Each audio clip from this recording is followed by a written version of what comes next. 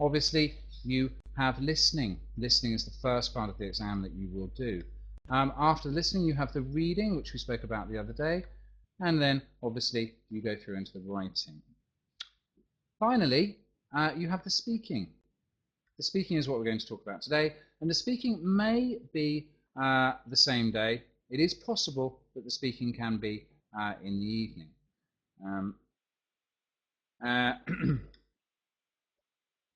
Let's look now at the overview of the speaking generally.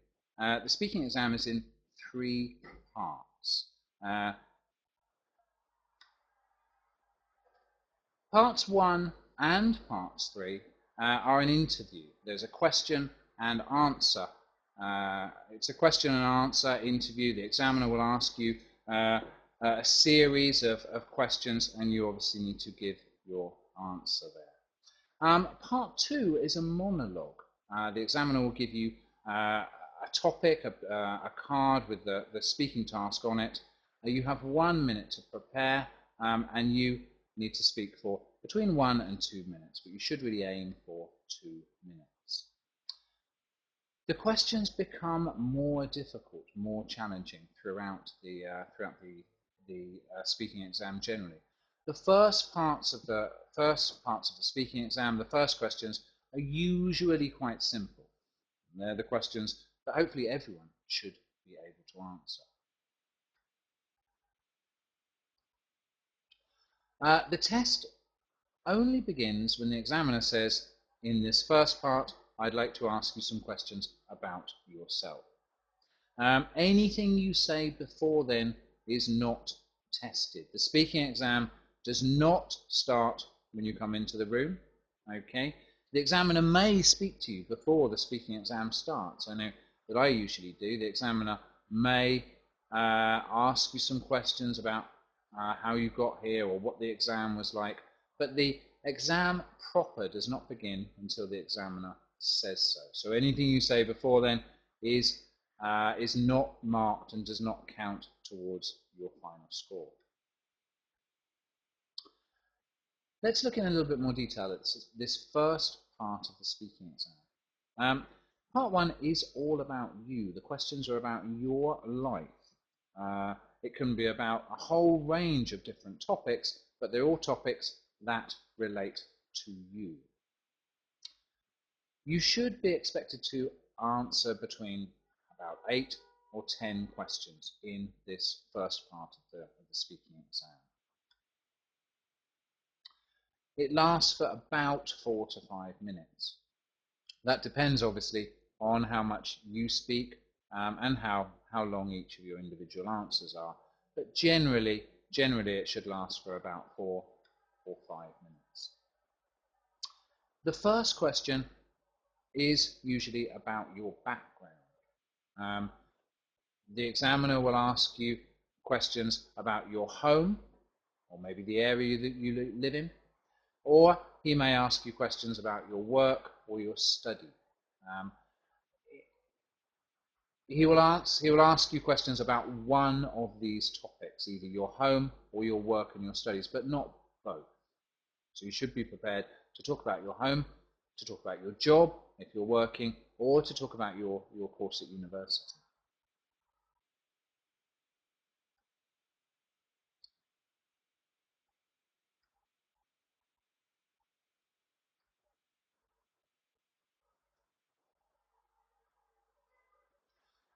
He will then ask you 2 more topics, questions, 4 or 5 questions about 2 more subjects, maybe based on your hobbies, or your lifestyle, your interests. Could be anything relating to your day-to-day life. Let's have a look at some of these topics now. The examiner may ask you questions about weather. Okay. Can you describe the weather in your hometown? Which time of year do you prefer? Which is your favourite time of year? Etc. etc. He may ask you questions about food.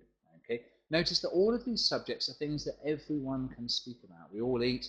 We all got experience at good and bad, hot and cold weather. So it's subjects that we can all talk about. He may or she may ask you questions about your family, okay?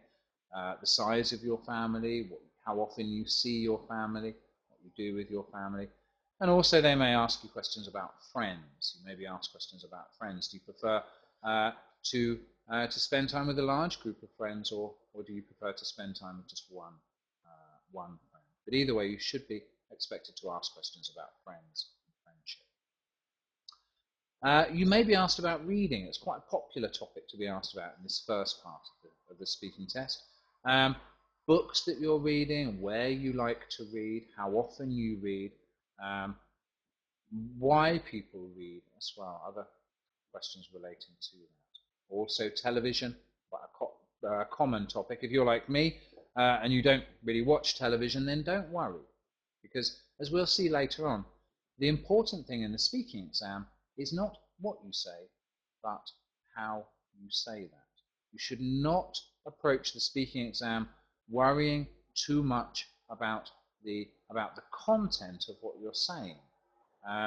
The examiner is not expecting you to be an expert in friends, in reading, in television, in sport. He's testing your ability to talk sometimes about things that you don't know anything about or have no interest in. Personally, for me, I'm not interested in football and I don't watch much television. But I'm fairly sure that I could sit here and talk to you for 4 or 5 minutes about why I didn't really watch television or why I wasn't really interested in football. So that's what the examiner's testing you for. He's testing you for your language ability and not the content of your speech there. Films as well, a very popular topic there to be asked about, as is free time. Public transport. Do be prepared to talk about public transport. Do you use public transport? Your attitudes to public transport. How do you think public transport in your town could be improved? Quite a common question. Holidays as well. One important thing to remember in the IELTS exam. If the examiner starts asking you questions about holidays, usually that means travelling holidays, going on holiday, vacations, rather than celebrations or weekends at home. The examiner may ask you questions about names, more specifically your name. Do you like your name? Does anyone else have the same name as you? Again, it's an everyday, normal subject that we've all got experience talking or thinking about. Other categories that the examiner may ask you about are exercise, keeping healthy, that kind of thing, and shopping. Very, very common topic to be asked about. Also music as well. What kind of music do you like and why do people listen to music generally? And also animals. Now, there are many, many, many more topics that you could be asked about. And that gives you an idea of some of them. The problem that students find is that people think, well, I have so many topics that I need to speak about. How can I possibly learn all the vocabulary and learn the potential answers to all of these questions? But if you think that, you're going about this the wrong way. It's, as I said before, it's how you speak. It's not what you're speaking about. We're not interested in your opinions, really. We also don't always know if you're telling the truth, remember. The IELTS exam is a test of English language ability, not of honesty there, something to remember. The questions are designed so that every student has an equal opportunity to answer them. As I said, this doesn't matter if you don't know the question or you're not interested in the question. You should still be able, if you're a good speaker of English, you should still be able to add something to that. So, for example, you may be asked, what food is popular in your country? That's a question we can all answer. You would not, for example, be asked, how do you make pizza? Or anything like that. So you won't be asked a question that you cannot answer. Focus on the types of question, not on the content of your answer. Okay? There are a limited amount of different questions questions that you'll be asked in terms of the type of question. Obviously, the question could be about any kind of subject, but generally you'll find that questions will ask you to, for example, describe something. Describe your hometown to me. Describe a holiday that you have been on, or a place that you visited on holiday, maybe.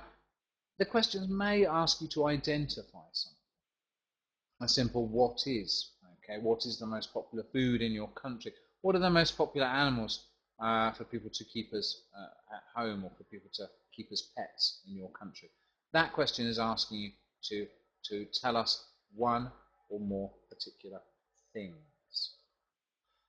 Almost always in the first or even in the third part of the speaking task, you will be asked to compare things. Comparative structures are something that is vital for IELTS success. You cannot get a high mark, and by a high mark I mean something above a 6.5, without being able to compare things. This is in your writing, and this is also in your speaking as well. You may be asked to compare, for example, Moscow with another city, or maybe Russia with another country. You may be asked to compare you with another person, or maybe even young people with old people. Is there a difference between the kind of hobbies that young people do and the kind of hobbies that older people do, for example? But again, all of these types of questions are asking you to compare and contrast one thing with something else. You may find that you are asked to predict something. Again, here the examiner is testing your ability to handle future tenses and to talk about things in a predictive kind of way. You may be talking about something that you have absolutely no interest or idea in. Okay, but what the examiner is listening for is how well can you talk about things in the future. Obviously, most of the time with predictions using will and then modal verbs to quantify that. Something will definitely happen, something will probably happen, etc. etc. Let's have a look at a good answer and a not so good answer here. A very common question to be asked here. Tell me about your hometown. We've said already that at the beginning of the speaking test you should expect to be asked questions about your work or studies, or your town that you live in, your home environment. So again, tell me about your hometown. Now, how can we answer this? It seems like quite a simple question here. Let's have a look at an answer. This question is really showing your ability to describe something, in this case a place, and also to give some appropriate vocabulary relating to towns or cities. That's really what the examiner is listening for.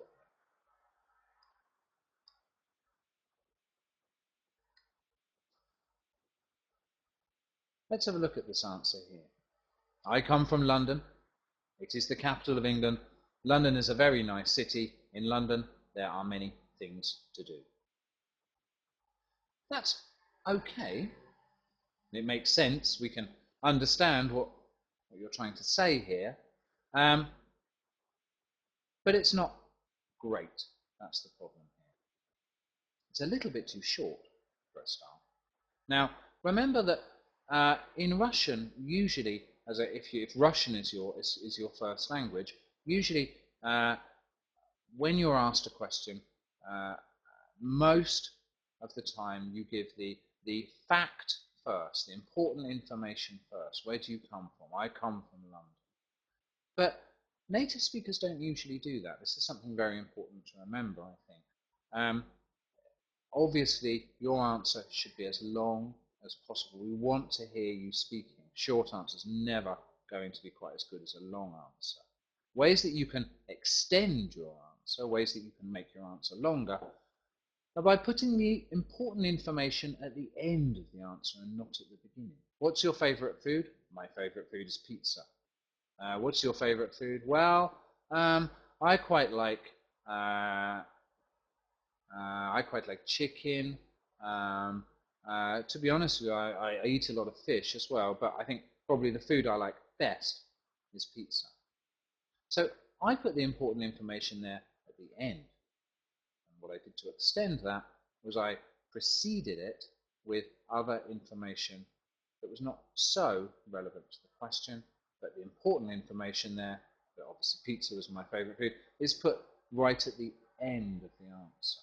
Think of it, if you can, like a triangle, where in many languages and in Russian, you've got the important piece of vocabulary, the answer, is right at the beginning. And then you begin to speak a little bit more about other details. But in English, no, we start off in a more general way when we answer a question, and then we focus down to the answer at the end, just like I did there. Let's contrast that now with another answer here. So tell me about your hometown. I thought about how I would answer this. So, well, actually I come from smack bang in the middle of London, and I've lived here all my life, although at the moment I'm actually working in another city. I suppose if I had to describe London, the first thing I'd say is that it's pretty big, one of the biggest cities in Europe. Another thing is that there's loads of stuff to do here. Obviously, that's a much more developed answer, we can all see that. But why exactly is it a more developed answer? Well, let's analyse that a little bit more. So, first of all, the answer itself is longer. We've got a lot of what we call redundant language here. Okay, the language in red is the important language here, but all of the language that I've left in black in this example here is what we call redundant language. It's words that we don't really need, words that don't add meaning to the text, but still words that native speakers use all the time, words that you can use to make your answer sound more fluent. Most of the time, if you know any native speakers, if you speak to any native speakers, try this. Ask them a question, okay, and listen for their answer, even the most simple question. Most of the words in their answer, at least usually 50% of the words in their answer will be redundant. They're words like, also, actually, to be honest, having said that, I suppose, another thing. All of these words are words that are just given there to fill the answer, to give us time to think, and as I said, they're redundant. They don't mean anything, but they're words that you should use if you want to score highly in your speaking test. What else have we got in this particular answer? Well, we've got some linking words here. We must have linking words. Again, it's something the examiner's listening for. If you don't use linking words, you're not going to get much higher than a 5.5. Well, actually, I come from smack bang in the middle of London and the most basic linking word. Although, at the moment, I suppose, another thing is, okay, we've got a mixture of formal and less formal linking words, but they're words that add structure to our answer. Without linking words, our answer isn't really an answer. It's just a list of individual facts with no coherence. We've got a range of tenses in this answer. So here, well, actually, I come from, so we begin by speaking in the present simple. Remember that usually listen to the tense that the examiner asks the question in. If the examiner asks you a question in the present simple, like where do you live, then most of the time your answer needs to echo that tense. Where do you live? I live in London. Where do you live? I live in Russia. But then, obviously, we modify our tenses to add more detail, to contrast, etc. So I've lived here, we've got present perfect. I'm working, present continuous, to describe, obviously, a temporary action that's happening now there. All things the examiner's listening for. Pardon me.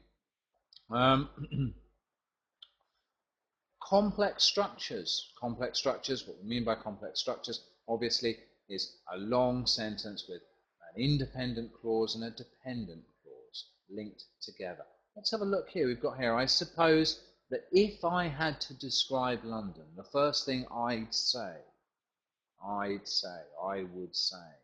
okay? So it's an example, as we've said, as a complex sentence. It's something that an intermediate level student may have difficulty using. You've got a conditional there, but all of these points, all of these areas of grammar are quite useful ways to impress any examiner. Finally, some idiomatic vocabulary. Idiomatic vocabulary is vital. It's really, really important to get a high score for your speaking. It's the difference between someone who can make themselves understood and the difference of someone who can really speak English naturally and fluently. I come from smack bang in the middle of London. Smack bang, completely in the centre.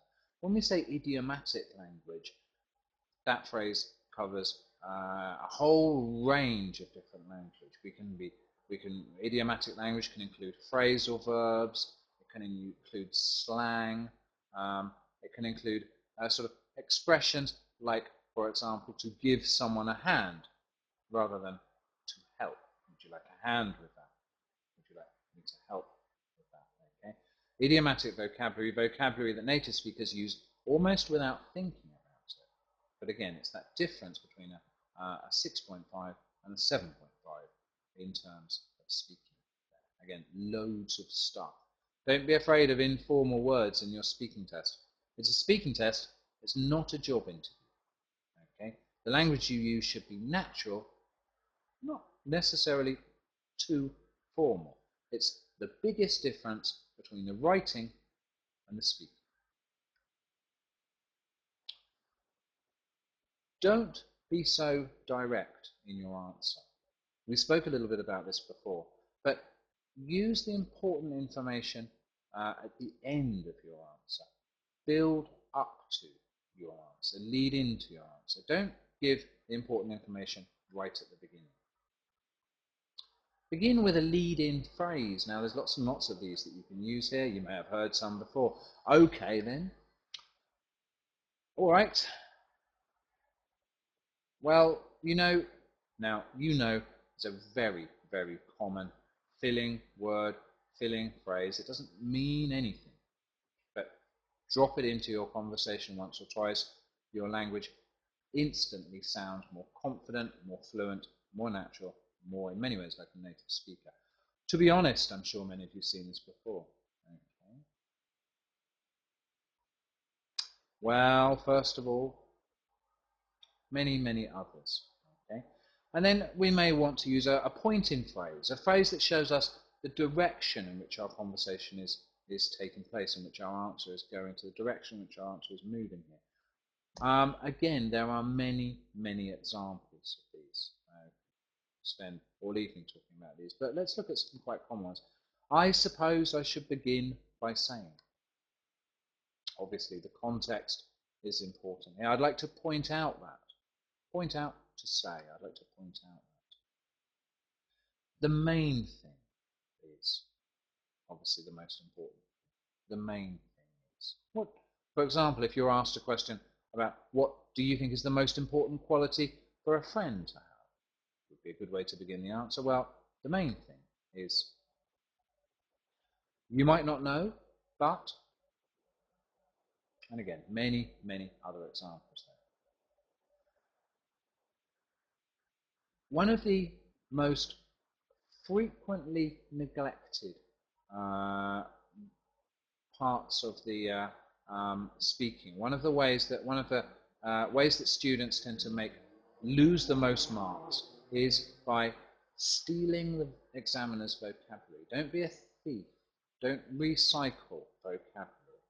What do I mean by that? Well, if you're asked a question, try to begin by answering it using your own vocabulary rather than taking the vocabulary directly from the question. Native speakers don't usually do that, neither should you. Do you like football? Yes, I like football. It's not such a good answer. Do you like football? Yeah, I'm pretty keen on it. Exactly. So we're using here different vocabulary to introduce the answer. Show to the examiner that you have a wide vocabulary. Again, another example here. Do you like animals? Yes, I like animals. I like cats and dogs because they're lovely. Again, it's an okay answer, but it's not a great answer. A better answer would be, do you like animals? Well, actually, I actually really love cats. They're so cute. I don't know about dogs though, really. I think I probably prefer little dogs as a general rule. So again, I've given the answer there. It's topic related, it relates to the question, I've answered the question, but notice how I paraphrased the question, okay? I didn't use like at all in the beginning of that answer, okay? And the important information there came at the end.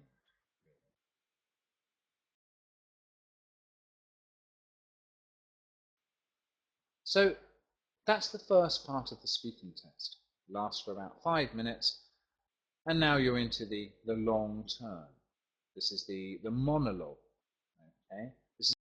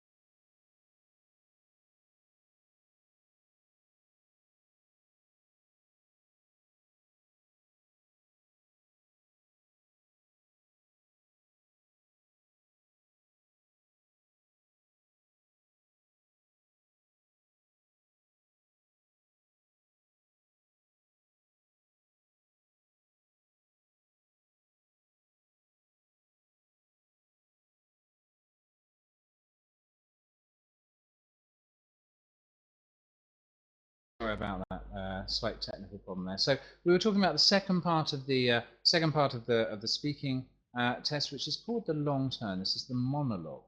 Um, let's look at some facts and figures about that first of all. So it's a monologue. It's only you speaking. It's not like part one and part two, part three. Sorry, it's not a question and answer. It's just you speaking for some time. You've got 1 minute to prepare. You should use that 1 minute. It's your 1 minute to prepare. You should use that wisely, and it's time that you should use to make notes. You can and you should make notes. The examiner is not marking you on your notes. In fact, nobody looks at your notes. They're simply thrown away afterwards. But for your benefit, you should make notes. And we tend to find that students who make notes, just key words, quite important, not sentences. You shouldn't try and write out what you're going to say. It's a speaking task. It's not a reading task. But you should make just some key words just to help give your speech a little bit of structure there. You need to speak for 2 minutes. The actual task is between 1 to 2 minutes, but you should aim for 2 minutes. And that's really your basic job, is to fill that 2 minutes of space with your language there. Finally, be prepared to answer a question at the end of the long term. Not always, but sometimes the examiner may ask you a simple, what we call closing question. For example, if you have been talking for 2 minutes about uh, a restaurant that you have visited, or a time when you had an enjoyable meal, let's say, then the examiner may ask you a question at the end, like, for example, do you enjoy visiting restaurants? Do you often have friends to visit you at home? If you're talking about a film for 2 minutes, you may be asked to describe a film that you've seen um, uh, and enjoyed. Again, the examiner may, but not always, may ask you a closing question at the end, such as, do you enjoy watching films generally? Maybe do you often visit the cinema? Let's look now at the marking scheme. This is what the examiner is looking for. This is what the examiner is listening for. This is what makes a good speaker. Quite important to think about what the examiner is expecting to hear. Firstly, he's listening for your fluency. This is nothing to do with your vocabulary or your grammar or anything like that. This simply means, can you answer the questions fluently? Can you speak at the right kind of speed? Okay, are you talking like I'm talking now? Or is, for example, your speech a little bit slow, with frequent pauses, then obviously that's going to be more towards a level 6 than a level 7. If you cannot speak without all the time uh, uh, long pauses like that, then again your fluency is going to drop to a level closer to a level 5. So fluency is important. Lexical resource. That's a posh name for your vocabulary. It's the words you give us. Okay? Do you give us interesting, less common words? We spoke earlier about idiomatic vocabulary. Or is everything just good and bad, big and small? If you do, then that's kind of children's language, really. It's simplistic language. You can express what you want to say, but if you use simple language like that, then you cannot express precisely what you want to say. Remember, a very important concept of paraphrasing. Listen to the examiner's question, but don't use his words when you answer that question. It's an easy way to push your lexical resource from a 6 to a 7, possibly, is by not repeating the examiner's vocabulary all the time. Grammar is important, but don't worry so much about your grammar that it affects your fluency. It's not really very good if your grammar's perfect, but you have to think about it so much that it means that your speech is slow and so your fluency begins to drop. Okay? Everyone makes mistakes with grammar. Articles tend to be the most common problem that students have with grammar. But again, your grammar should be clear, easy to understand. If it's not, if you're making mistakes with grammar that mean that the listener cannot understand parts of what you're saying, then your grammar score is going to drop to a 5 or lower. If your grammar is understandable but simple, then your grammar is going to be more of a 5 or 6. And finally, there is pronunciation. If you're listening to this in Russia or Ukraine, or you're a Russian native speaker, then congratulations, because Russian people do not have a particularly strong accent when they speak English. But pronunciation is not simply about trying to sound English or trying to sound American. Pronunciation is remembering that English is a stress-timed language, that languages should have needs to put stress on certain syllables. One of the most commonly mispronounced word, in my experience, is the word teenager. Teenager. We've got the stress on the teenager. So many people mispronounce that word and say teenager. Another commonly mispronounced word are clothes.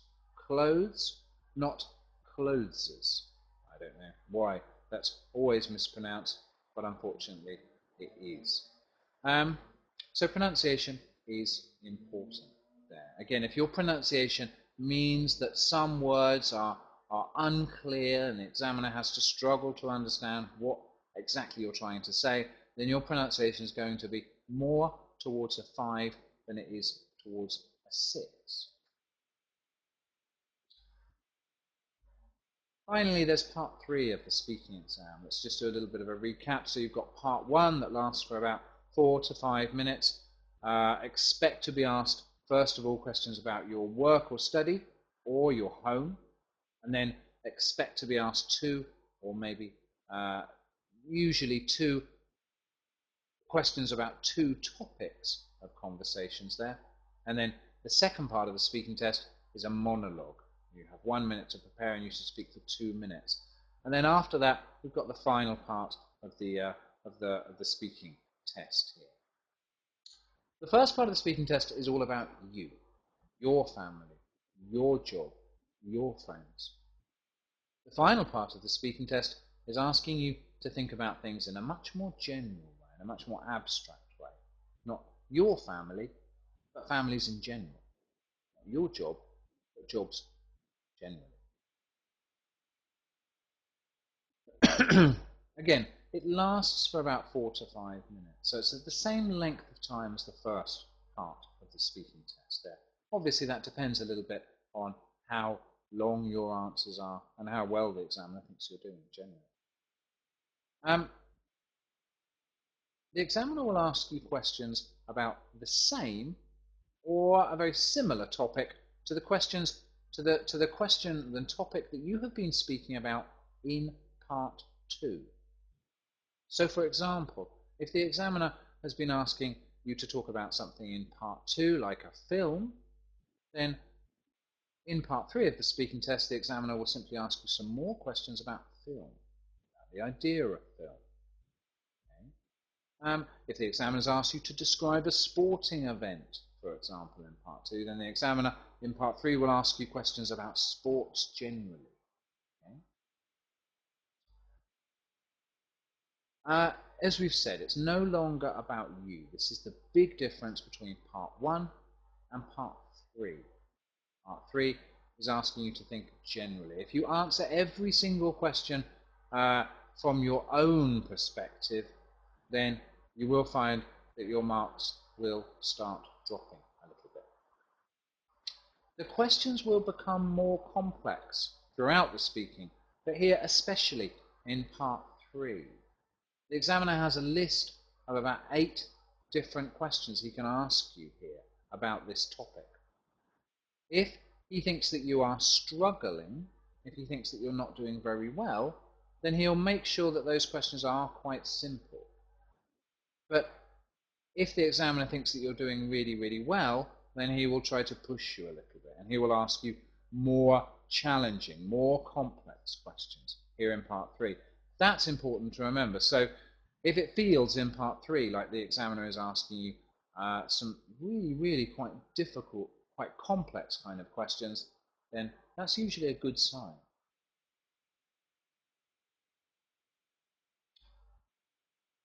In part 1, if you do not hear the question, the examiner can repeat it. That's all he can do. All the examiner can do is to say the question again. Do you like playing sports? Do you like playing sports? But in the third part of the speaking test, the examiner can do a little bit more than that. He's got more flexibility. The examiner can paraphrase the question, he can reformulate the question. Okay? If there's any part of the question in part 3 that you don't understand, the examiner can help you with that.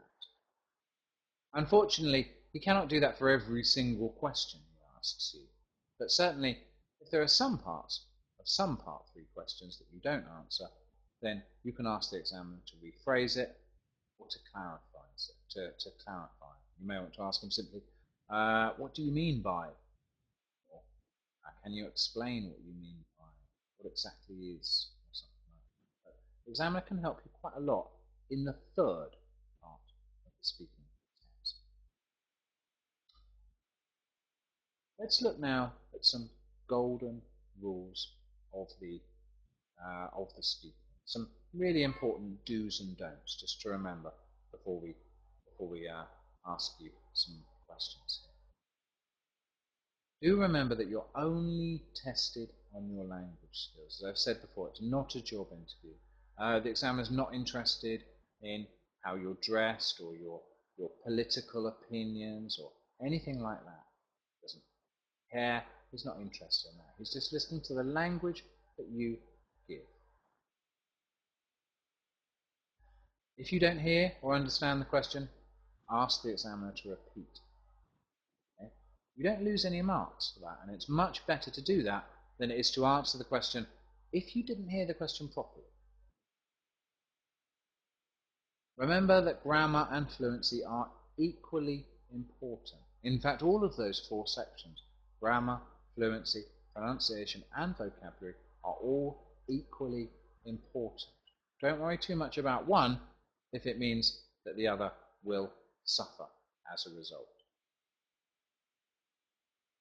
Ignore anything the examiner's writing. Almost certainly it will not be your grade that the examiner's writing. If you're doing your speaking test and you happen to look up and the examiner is making a note and writing something down, most of the time, I can assure you, that will be time, nothing more.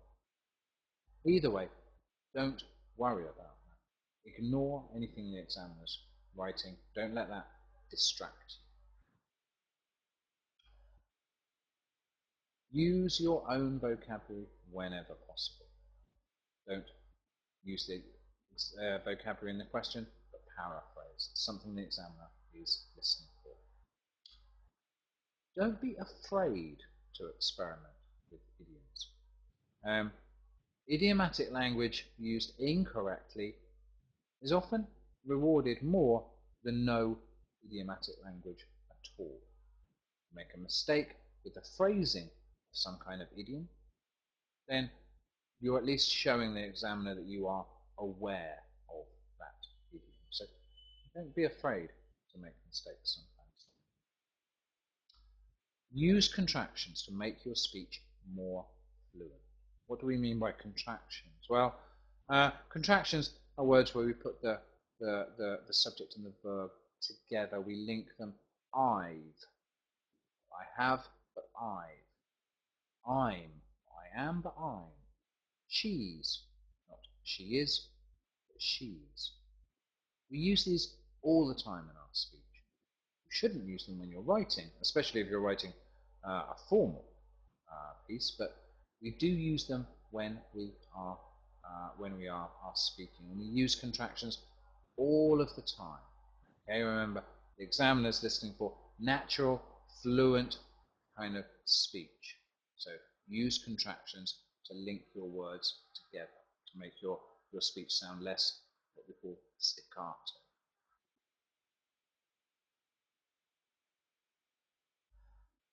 Don't worry about what you have already said before. If you make a mistake and you realize you've made the mistake, then you can correct that mistake, but don't worry too much about what's gone before. There's not really much you can do about that.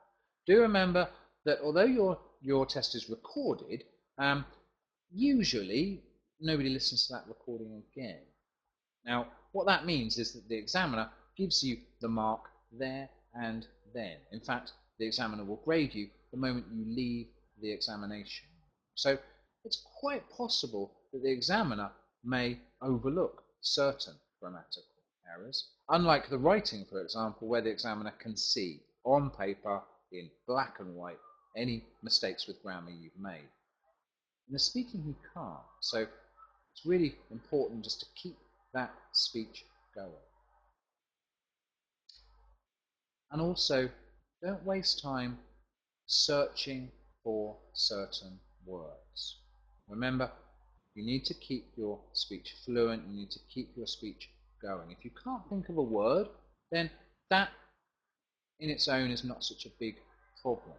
Remember, that may give you an opportunity to describe something, or even to compare something.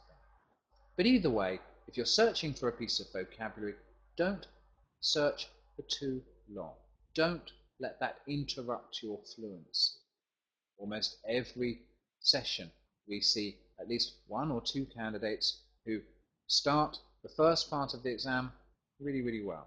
And the second part of the exam, they start okay, but then their speech is stalled, is stopped, because they suddenly realise that they want to search for one particular word, and they cannot. How do you say? I can't remember what's the word in. And automatically, all the time they're doing this, their fluency's dropping. Don't worry about it. The examiner won't care. Neither should you, as long as you keep going. Thank you very much for listening to the IELTS Speaking webinar. That's all we've got time for, unfortunately, for today in the presentation. But I'd like now to answer, if I can, any of your questions that have come through here. So let's have a look and see what questions we've got here. I'm welcome here to take any questions. Let's have two. Maxim asks, is it true? Hang on, we've lost someone here.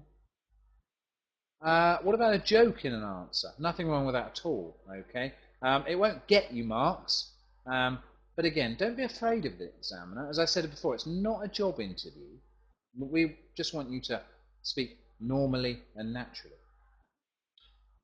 Someone asked how often we give a band 9 for a speaking test, and the answer is very, very seldom. It does happen. It does happen, but it's very, very unusual.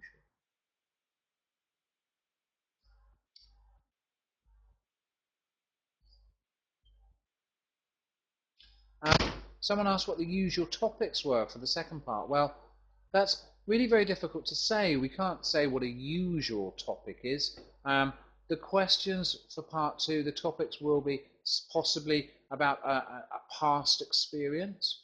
That could be describe a time, a place that you visited on holiday, or a memory you have from childhood. It could be describe someone. Talk about a person you work with, or a teacher you remember, or a friend you had at school. Okay. But again, the thing to remember is that you shouldn't worry too much about the content. As I said before, I use the analogy of football. I don't know anything about football.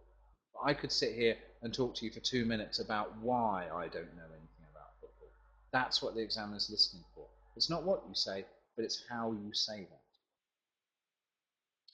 Diana asked if the examiner sees that you're distracted, will he try to help you? Well, the examiner does want to try and help you. Unfortunately, he can't supply you with the vocabulary, so it's no good asking the examiner directly for help.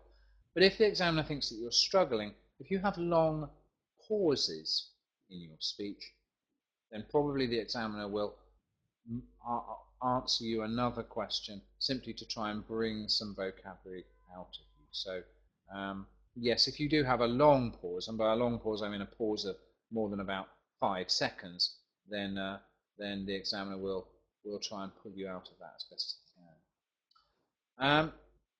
Dash asks, in part 3, you can't say your opinion. No, that's not true at all. You can say your opinion. You can say your opinion in part 3. But as I said before, the important thing about part 3 is that it's asking possibly for your opinion, but for your opinion about the subject generally. So for example, if you're asked in the first part of the speaking test, the examiner will ask you to talk about your family. Tell them about your family. Do you come from a large family? How often do you see your family? What do you like to do with your family? But in part 3, that's changed a little bit. The focus of the conversation has shifted now. And now the examiner is asking questions about the idea of family generally. A family is important. Which are more important to people generally, family or friends? What can people learn from their family? You can use examples, from your life, but the important thing is that your answer should be broad. It's not just about you. Kira says that she got an 8.5 twice in the speaking, and what's stopping her from getting a 9? Well, without speaking to you directly, Kira, it's really difficult for me to answer that question. It is possible to get a 9, no problem, and very well done. 8.5 is great. Someone asked, will they lower your grade if you speak for less than 2 minutes? That's a very good question, actually. Um, the instructions that you are given is that you should speak for between 1 and 2 minutes. Generally, if you can speak for more than 1.5 minutes, or a minimum of 1.5 minutes, then you should be okay. If you speak for less than 1 minute, that may be a little bit of a problem, and yes, that may affect your score. But that's a difficult question to answer because it's obviously dependent on how well you've done in other parts of the speaking there. So.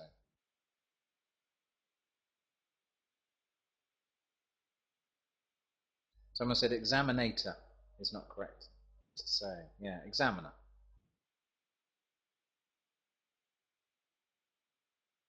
Pavel said if we can speak and the trick is to make us shut up. Yes, that's quite that's quite interesting actually. Never worry about the examiner interrupting you. Okay. Unfortunately, we only have a set period of time. We don't have time to listen to everyone's life story, even if we really wanted to. Don't worry if the examiner sort of, as we say in English, butts in and interrupts you. That's never a problem. The examiner's job really is to control the conversation. So. In which case do we listen to the recording of the interview? Well, we don't generally listen to the recording, but obviously for legal reasons, in exactly the same way as there needs to be a copy of your written exam, there also needs to be some kind of copy of your speaking as well. Okay, so they need to have some kind of copy of that. Also, yes, it is possible to reappeal. So, for that kind of reason, there needs to be a record of your speaking there. Also, remember that examiners get moderated and checked by other examiners as well all the time. So.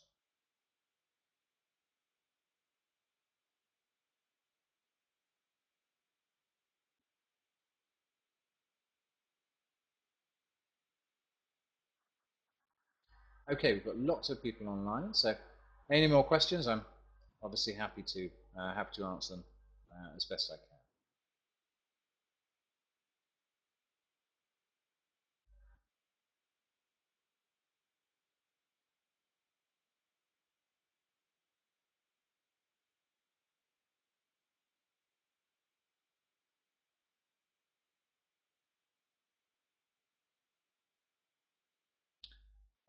Dasha asked, have I interviewed people for the speaking test? Yes, all the time.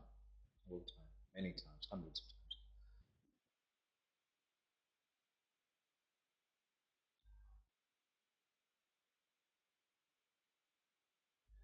times. A good band 9 speaking test.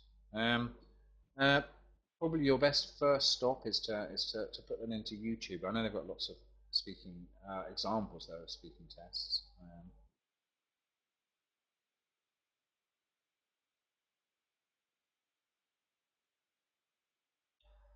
Thank you, Marina. Thank you very much. Sorry about any technical problems we had earlier, but I hope that's uh, certainly helped you a little bit and answered a few of your questions there.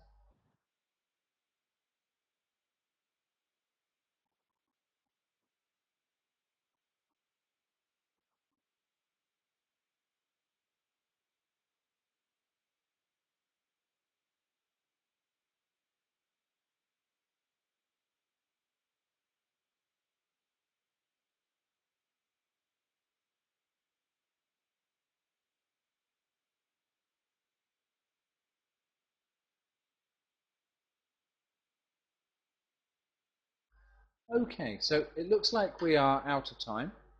Again, thank you very much, wherever you are, for listening to me. Well, very quickly, Pavel asked, what books do we recommend? Um, well, there are many, many IELTS books. Two things that I would say to you, though, are Cambridge are probably probably the best um, publishers of IELTS books because they obviously run the exam. Um, it's very useful to look at previous IELTS tests um, and things like that. So, okay, so again, we will leave it there. Thank you very much, and good luck in the exams. Thank you. Goodbye.